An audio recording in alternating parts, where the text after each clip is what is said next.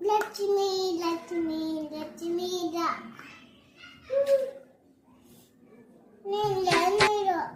ఏడున్నావు? ఏడలేవా? ఈయనే ఉన్నావు కదా. సైకిల్ మీద లేవా? ఎక్కువ మరి కూర్చో.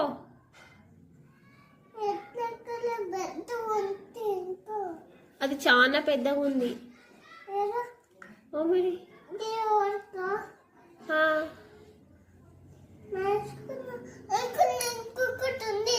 ఏడుంది? ఇంకలా